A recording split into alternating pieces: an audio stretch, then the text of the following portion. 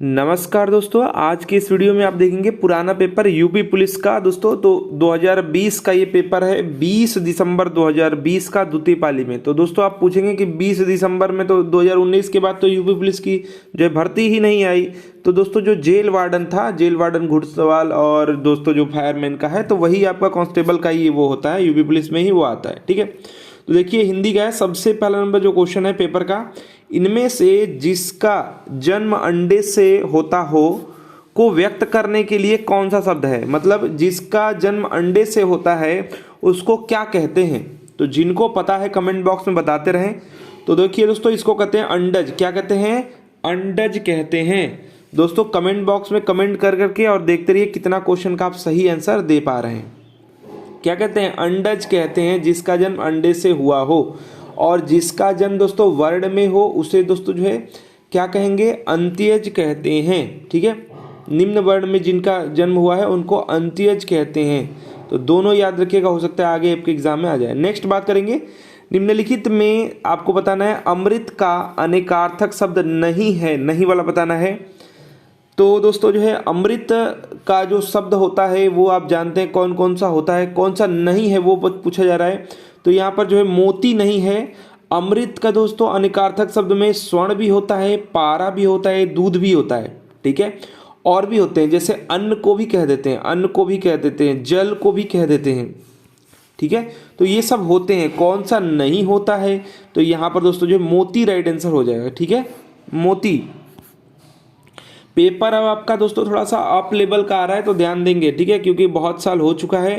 2019 का पेपर हुआ, ये 2020 का है, और 2023 दोस्तों ये खत्म होने मतलब 24 में आपका एग्जाम होगा। ठीक है, देखिए अमृतलाल नागर के उपन्यास जो है, उपन्यास का नाम है मानस का हंस की कथा वस्तु है। मतलब दोस्तों ये जो है किससे रिलेटेड है, कहाँ की है, ये आपसे पूछा जा रहा है। तो दोस्तों जो अमृतलाल नागर की जो उपन्यास है मानस का हंस दोस्तों जो है ये की कथा वस्तु है। मतलब दोस्तों ये जो है कथा वस्तु जो है तुलसीदास की मानसिक जो है विकास का है। क्या है? तुलसीदास जी का दोस्तों जो है मानसिक विकास का दोस्तों ये कथा वस्तु है। ये दोस्तों अगर बात करें क्यों कहा जा रहा है तुलसीदास जी के मानसिक विकास, तो दोस्तों जो ये उपन्यास है, उपन्यास दोस्तों जो है रामचरितमानस के जो लोकप्रिय लेखक तुलसीदास जी के जीवन के को आधार बना करके लिखा गया है। क्या है? जीवन को आधार बना करके ये लिखा गया है। इस उपन्यास में तुलसीदास जी को एक सहज मानव के रूप में चित्रित किया गया है। ठीक है, तो यहाँ पर क्यों बोला जा रहा है मानस का हंस? अब हंस समझ लीजिए तुलसीदास जी को, और मानस वो लिखे थे रामचरितमानस, इसलिए बोला जा रहा है। ठीक है, और किसकी रचना है याद रखिएगा? अमृतलाल नागर जी की। ठीक है, नेक्स्ट बात करेंगे गंगा मैया उपन्यास के लेखक। गंगा मैया उपन्यास के लेखक दोस्तों जो हैं भैरव प्रसाद गुप्त जी हैं। कौन है? भैरव प्रसाद गुप्त जी हैं। ठीक है, याद रखिएगा बी इसका राइट आंसर हो जाएगा। जिन लोगों ने बी आंसर किया है बिल्कुल सही है। जो ये उपन्यास है इसमें दोस्तों जो है भारतीय ग्रामीण जीवन संघर्ष को सहज, स्वाभाविक एवं वास्तविक रूप से इसको चित्रित किया है। किसने? भैरव प्रसाद गुप्त जी ने। ठीक है, भैरव प्रसाद गुप्त हिंदी साहित्य के प्रगतिशील विचारधारा के कहानीकार एवं उपन्यासकार थे। इनका जन्म दोस्तों जो है 1918 में उत्तर प्रदेश के बलिया में दोस्तों हुआ है। कहाँ? बलिया में दोस्तों इनका जो है जन्म हुआ है। नेक्स्ट बात करेंगे, निम्नलिखित वाक्य में आए खाली स्थान के लिए सही शब्द चुनना है। खाली स्थान इसमें है, यहाँ पर है। तो पढ़िए वाक्य को। आजकल के नौजवानों ने बुजुर्गों की, यहाँ पर खाली स्थान है, खराब कर दी है। तो क्या बोलते हैं? अधिकतर बोलते हैं हालत खराब कर दी है, कुछ ऐसा शब्द बोलते हैं। लेकिन अगर आप देखिए तो ऑप्शन के अनुसार यहाँ पर क्या हो जाएगा? मिट्टी। यहाँ पर राइट आंसर क्या हो जाएगा? ए हो जाएगा। देखिए यहाँ पर ये जो है जब तक आप मुहावरा 2-4 बार आप नहीं पढ़ेंगे, नहीं जानेंगे, तो आपको पता नहीं चलेगा कि क्या कहाँ पर फिल होना चाहिए। आजकल के नौजवानों जो दोस्तों आजकल के नौजवानों ने बुजुर्गों की दोस्तों मिट्टी खराब कर रखी है। ठीक है, अगर यहीं पर दोस्तों जो है अगर आ जाता हालत, दिमाग, ये सब ऑप्शन आपका दोस्तों जो है आपका दिमाग खराब कर सकता है। लेकिन अगर आप जो है मुहावरे पढ़े हैं, मुहावरे ज़्यादा से ज़्यादा आपने किए हैं, तो मुहावरे से आप जरूर पकड़ लेंगे। ठीक है, तो यहाँ पर राइट आंसर हो जाएगा ए। नेक्स्ट बात करेंगे चैन की बंसी बजाना, ये भी आपका मुहावरा है। मुहावरे का सही अर्थ आपको बताना है। ये पेपर में आपको पूछा गया है, सभी क्वेश्चन पेपर ही करवा रहे हैं। तो दोस्तों चैन की बंसी बजाना मतलब सुख में होना, सुख में रहना। तो यहाँ पर क्या दिया है, सुख में आपका दोस्तों यहाँ पर रहना, ए इसका राइट आंसर हो जाएगा। ठीक है, अगर यहीं पर बात करें ईद का चांद होना आ जाएगा, तो याद रखिएगा बहुत दिनों पर दिखना, 9 2 11 भाग जाना, ये सब जानते हैं आप। नेक्स्ट बात करेंगे लोग भूल गए हैं पर साहित्य अकादमी पुरस्कार पाने वाले कवि हैं। यहाँ पर दोस्तों इनमें से आपको बताना है कौन है। तो दोस्तों लोग भूल गए हैं पर, इसी पर दोस्तों जो है साहित्य अकादमी पुरस्कार पाने वाले कवि कौन है, तो कवि है रघुवीर सहाय जी। कौन है, रघुवीर सहाय जी। ठीक है, ये क्या इन्होंने लिखा है, इन्होंने लिखा है कविता संग्रह,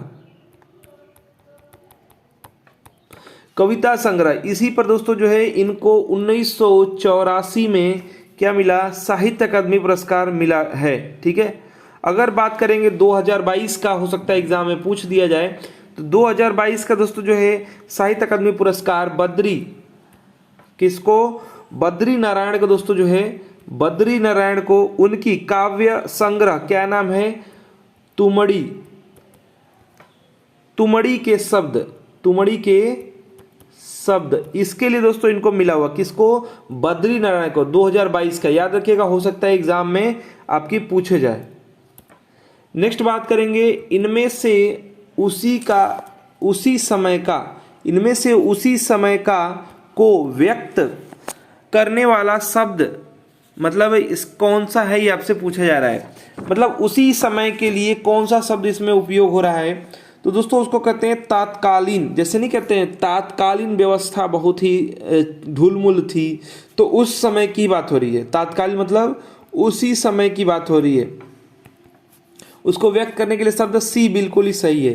देखिए दोस्तों इस पेपर में एक जो है आपका पद जो है क्या कहते हैं, एक पैराग्राफ भी था जिससे क्वेश्चन पूछे गए थे। पैराग्राफ या कहिए गद्यांश था, गद्यांश था। तो गद्यांश को हमने नहीं लिया है क्योंकि गद्यांश से क्वेश्चन आप देख के भी कर लेते हैं बहुत सारे लोग, और थोड़ा सा पेपर भी बड़ा हो जाएगा। तो गद्यांश के जो क्वेश्चंस हैं लगभग 4 क्वेश्चंस, उसको 5 क्वेश्चन उसको हमने हटा दिया है।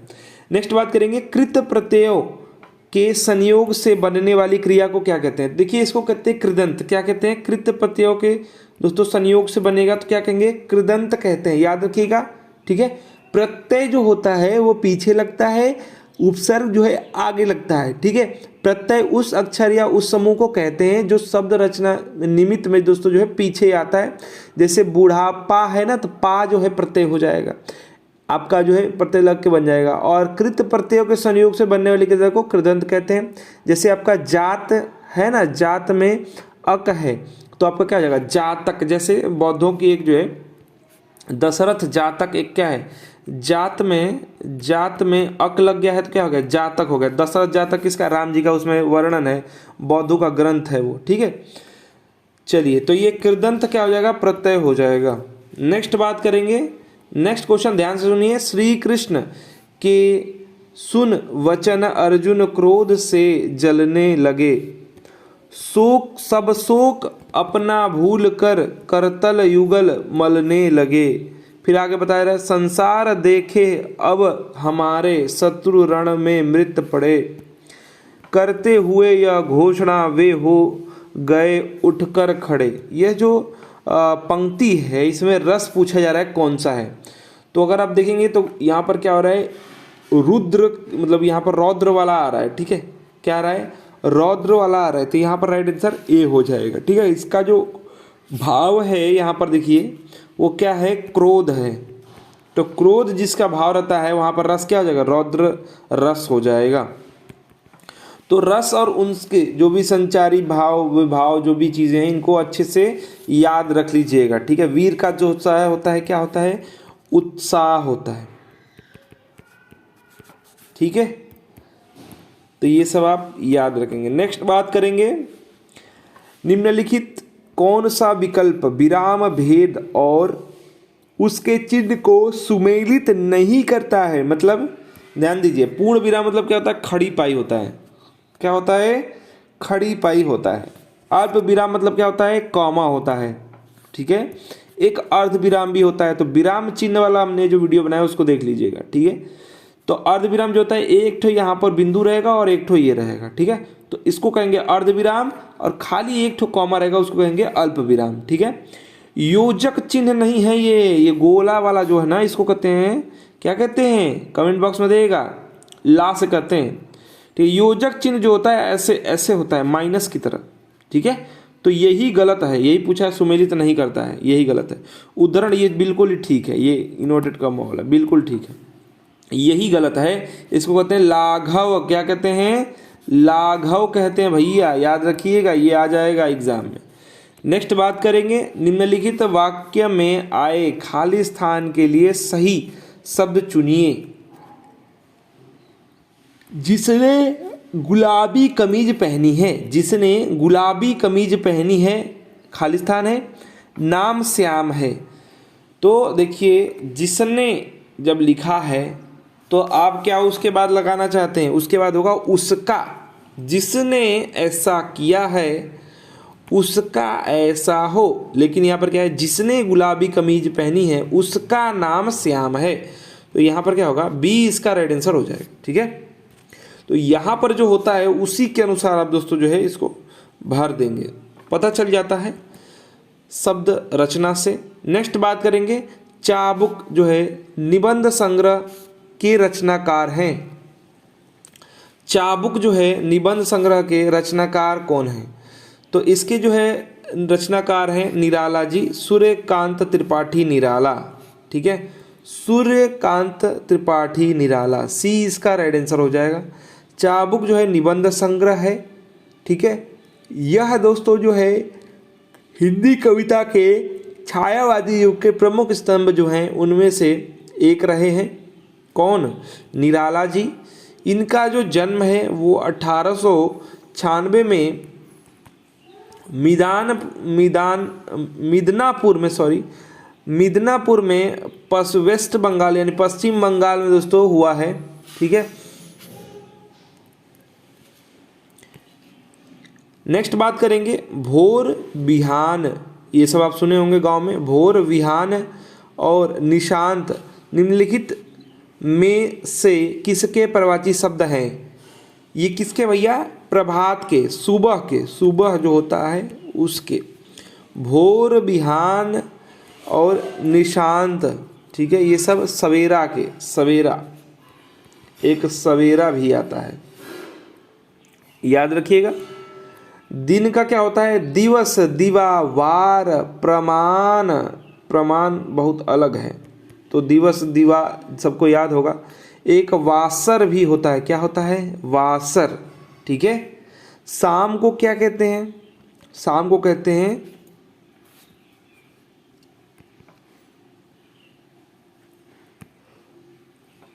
संध्या, शाम, ये सब दिया तो है, दोनों वही है, ठीक है। उसके बाद कहते हैं गोधूली, सायंकाल, साँझ भी कहते हैं, क्या कहते हैं, साँझ हो गई बा, गांव में बोलते हैं, ठीक है। संध्या, ये सब क्या है, शाम के प्रवाची हैं। नेक्स्ट बात करेंगे, तुलसीकृत शब्द का समास विग्रह पर कर्ण कारक की कौन सी विभक्ति मिलती है। ध्यान दीजिएगा, जब समास विग्रह करेंगे, समास का क्या होता है, उल्टा विग्रह होता है, संधि क्या होता है, विच्छेद होता है, याद रखिएगा। तो जब शब्दों का जब मिलान होगा तो क्या होगा, समास होगा। वर्णों का जब होगा तो क्या होगा, संधि होगा। ये सब याद रखिएगा, इससे क्वेश्चन आना एकदम फिक्स होता है। अच्छा, जब मैंने आपको कारक पढ़ाया था, कारक देखिएगा, इसी में नोट्स मैंने आपसे बनाया था, एक एक पेज पे संधि, एक पेज पे कारक, एक पेज पे समास, एक ही पेज पे सब कुछ आपको याद करवाया है, तो उसको नोट्स जरूर बना लीजिएगा। अब यहाँ पर आ जाते हैं कर्ण कारक। यहाँ पर पूछा जा रहा है पर कर्ण कारक की कौन सी विभक्ति। कर्ण कारक का पहले ही आपको पता है, के या द्वारा, के द्वारा, तो यही इसकी विभक्ति होती है। तो के दिया नहीं है और यहाँ पर द्वारा दिया है, ए इसका राइट आंसर हो जाएगा, ठीक है। मैंने आपसे याद करवाया था, संज्ञा ने ऐसे करके रटवाया था एक एक चीज़, ठीक है। कर्ता ने कर्म को कर्ण से के द्वारा ऐसे करके याद करवाया था ना। तो पूरा आप याद कर लीजिएगा। याद करने के साथ साथ मैंने एग्जाम्पल दे दे के आपको समझाया है कि अगर वहाँ पर जो है विभक्ति का अगर लोप भी है तो भी आप समझ जाएंगे क्या इसमें लुप्त हुआ है। तो करण वाला चैप्टर, समास वाला, संधि वाला सब देख लीजिएगा। नेक्स्ट बात करेंगे, निम्नलिखित में से कौन सा विकल्प वाक्यांशों और उनके एक शब्द की जोड़ी जो है सही नहीं है बताना है।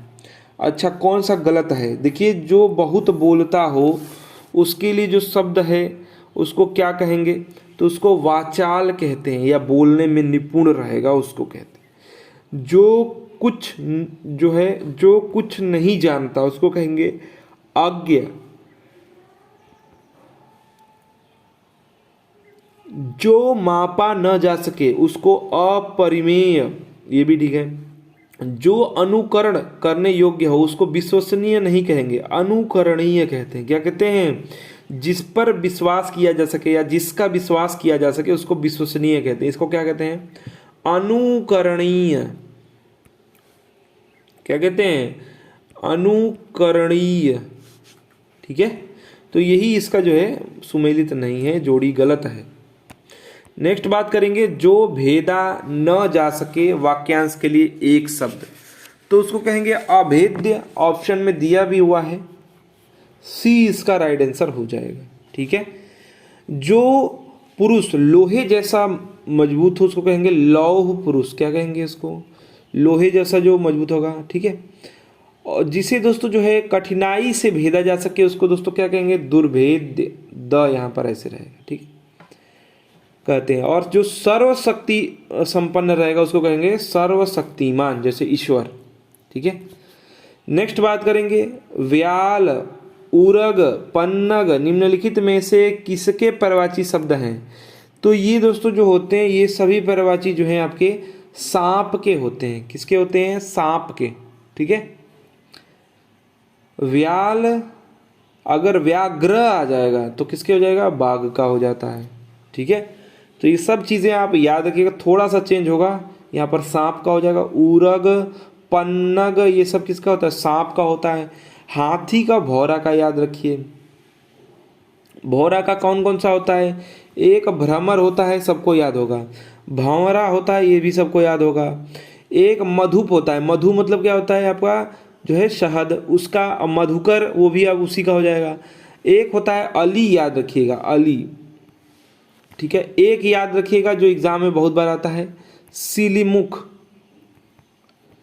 ये दोनों इंपॉर्टेंट हो जाते हैं।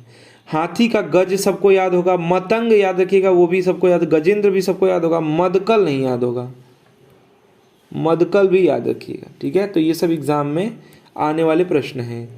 नेक्स्ट बात करेंगे, यहाँ पढ़ा नहीं जाता। यहाँ पढ़ा नहीं जाता वाक्य में कौन सा वाच्य प्रयुक्त हुआ है? वाच्य बताना है। तो देखिए, मैंने आपको बताया था 3 आपके वाच्य हैं, कृत, कर्म और यहाँ पर क्या है? भाव।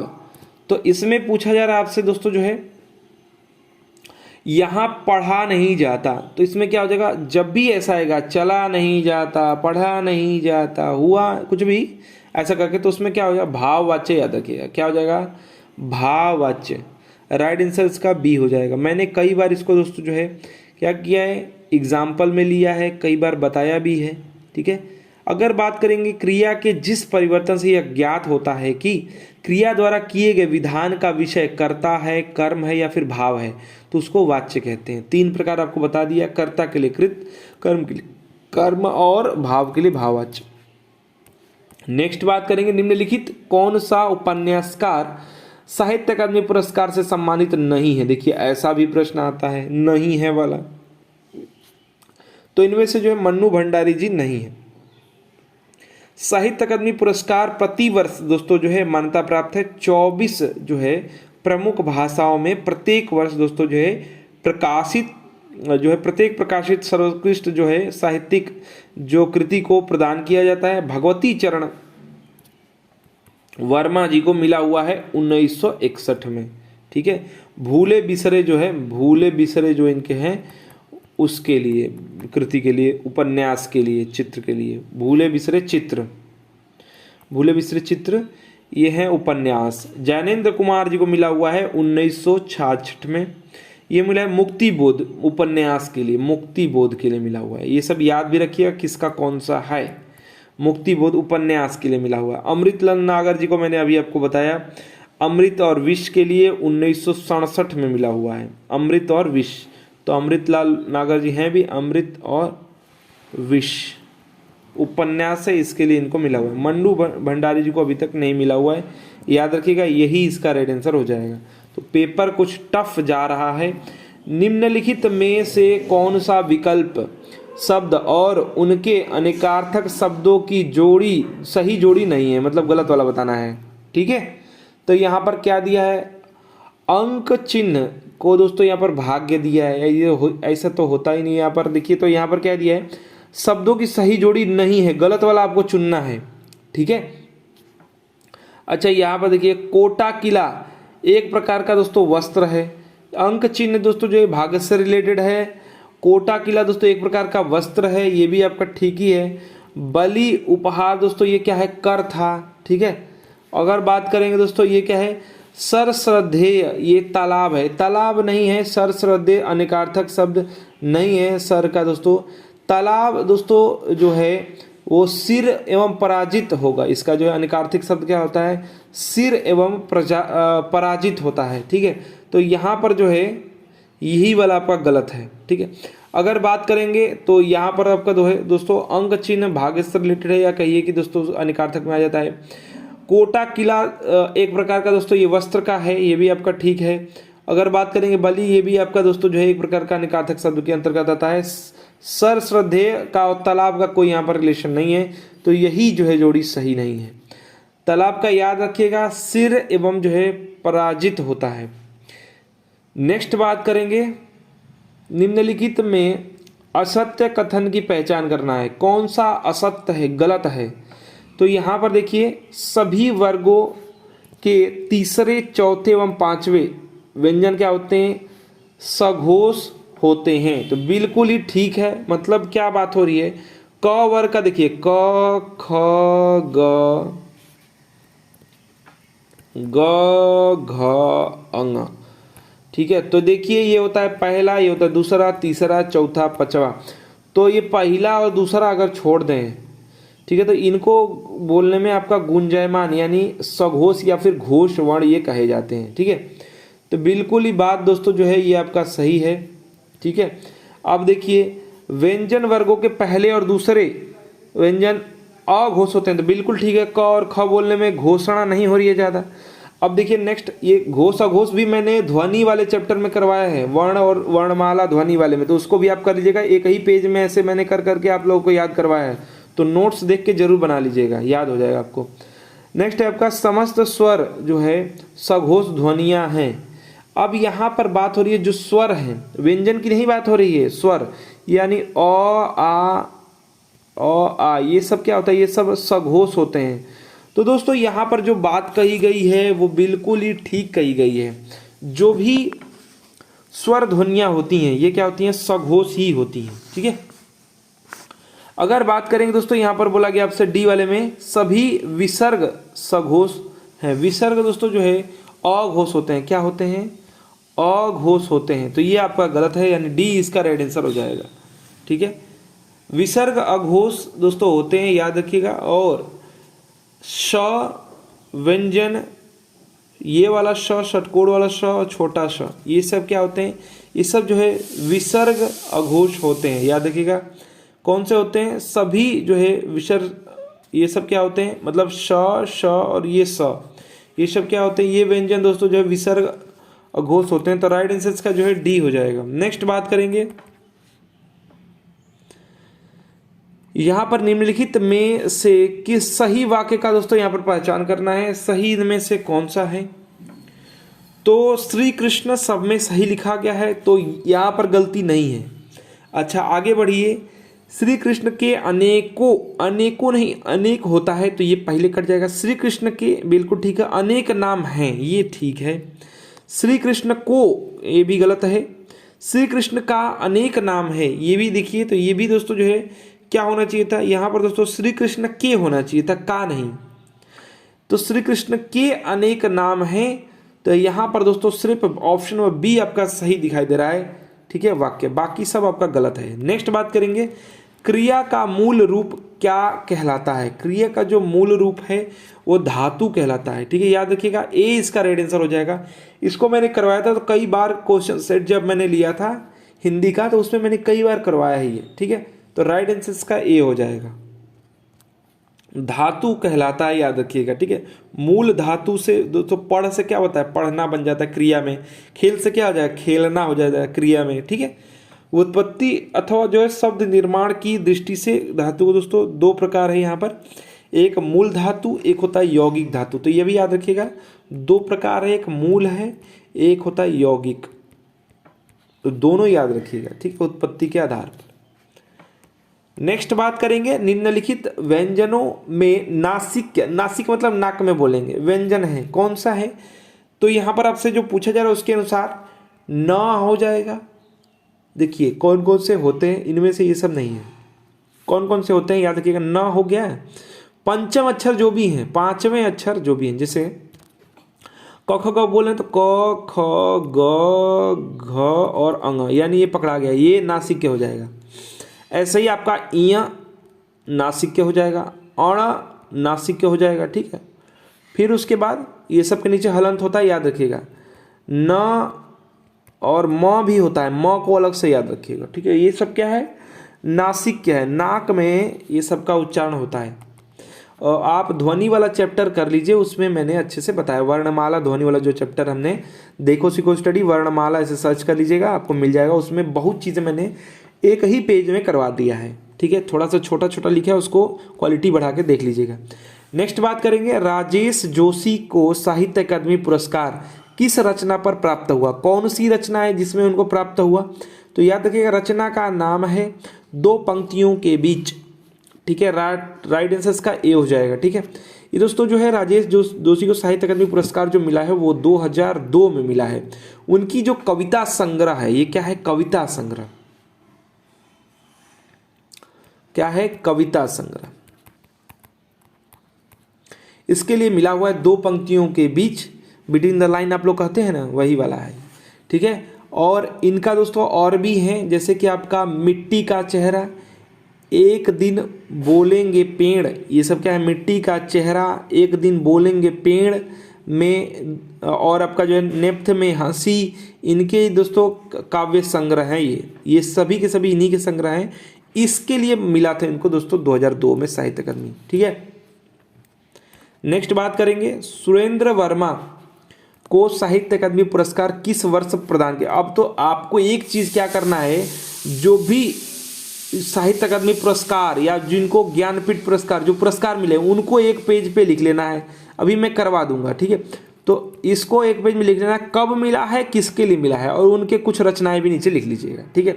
तो जब ऐसे कर लेंगे ना, तो एक एक क्वेश्चन मुझे लग रहा है अब आपका क्लियर होता जाएगा, ठीक है। तो इनको जो मिला है 96 में मिला है, 1996 में, किसको, सुरेंद्र वर्मा जी को साहित्य अकादमी पुरस्कार, ठीक है। और इनको 1996 में जो मिला हुआ है, उपन्यास का नाम याद रखिएगा, मुझे चांद चाहिए।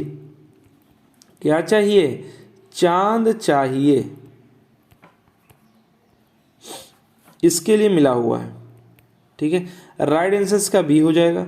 और भी, और जैसे कि आपके द्रौपदी हो गया, या फिर कहीं शकुंतला की अंगूठी हो गया, दो मुर्दों के लिए गुलदस्ता, सूर्य की अंतिम किरण से सूर्य की पहली किरण तक, ये सब रचनाएं भी इन्हीं की है। नेक्स्ट बात करेंगे, निम्नलिखित में से सही वाक्य का दोस्तों पहचान करना है। तो जो सही वाक्य है उसका पहचान कीजिए। पहला जो है बोला जा रहा है, वे धीमी स्वर में बोला, वे नहीं वह होना चाहिए था, ठीक है। अब आगे बढ़िए, वह धीमे, ठीक है, स्वर में बोला, ये बिल्कुल ही आपका ठीक लग रहा है, वह धीमे धीमे स्वर में बोला होना चाहिए, बोले हो गया ना, ये गलत है, बोला, तो वह धीमे स्वर में बोला। सी वाला बिल्कुल ठीक है, वे नहीं गलत हो जाएगा, यानी ऑप्शन नंबर सी जो है बिल्कुल ही ठीक सही वाक्य है। नेक्स्ट देखिए, मोक्ष प्राप्त शब्द जो है इसका समास विग्रह करने पर कौन सी विभक्ति मिलेगी। तो दोस्तों जो है अगर विभक्ति हम पता कर लेंगे तो हम बता देंगे कौन सा समास भी होगा, ठीक है। तो मोक्ष बोल दिया मैंने, मोक्ष प्राप्त का जब हम करेंगे तो मोक्ष क्या हो जाएगा, को प्राप्त, क्या कहेंगे, को प्राप्त, ठीक है। किसको प्राप्त किया है, मोक्ष को प्राप्त किया है, तो को यहां पर हो जाएगा, ठीक है। तो अगर बात करेंगे, अगर आपको याद है तो कमेंट बॉक्स में बताइएगा कि कौन सा दोस्तों जो है ये समास का ये उदाहरण है, ठीक है। कमेंट बॉक्स में भी लोग बताएंगे, ठीक है। ऐसे ही आपका जो है दोस्तों रिलेशन निकलता है गगनचुंबी, शोकग्रस्त, नेत्रहीन, माल गोदाम। कमेंट बॉक्स में आप सभी लोग बताइएगा। नेक्स्ट बात करेंगे, सांप छछुंदर की गति होना, मुहावरे का सही अर्थ होगा, क्या होगा, तो सांप छछुंदर की गति होना मतलब असमंजस में पड़ जाना, क्या हो जाएगा, असमंजस में पड़ जाना। याद रखिएगा, युद्ध हो तो लड़ाई उड़ाई नहीं होता है, याद रखिएगा, असमंजस में पड़ना, सांप छछुंदर की गति होना।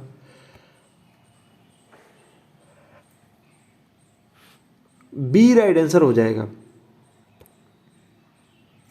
जैसे आपका एक है आपका घबरा जाना, तो घबराने का जो है या डर जाना का जो हो जाएगा हाथ पांव फूलना, ठीक है, ये सब याद रखिएगा। निम्नलिखित में से कौन सा विकल्प जो है नहीं है, इसमें से आपको बताना है कौन सा इसमें से विकल्प नहीं है। तो अगर बात करेंगे सुमेलित नहीं है, ये होना चाहिए था, मतलब मिला हुआ नहीं है, सुमेलित, तो यहाँ पर गड़बड़ा गया है। देखिए सुमेलित कौन सा नहीं है, यहाँ पर पहले नंबर ऑप्शन के देखिए, अनुप्रास, समान व्यंजनों के, तो जानते हैं वहाँ पर शब्द अक्षर व्यंजनों की आवृत्ति जहाँ होगी अनुप्रास होता है, तो बिल्कुल ये ठीक है, ठीक है। अलंकार पूछेगा, समास पूछेगा, ये सब आप याद रखेंगे। श्लेष क्या होता है, श्लेष में दोस्तों क्या होता है, एक ही शब्द के दो या दो से अधिक अर्थ, ये भी ठीक है, यही होता है। उत्प्रेक्षा अलंकार में क्या होता है, उत्प्रेक्षा में क्या होता है, इसमें दोस्तों जो होता है उपमेय में उपमान की कल्पना, मतलब मनहु मनहु जनो, मैंने आपको याद करवाया था, ठीक है।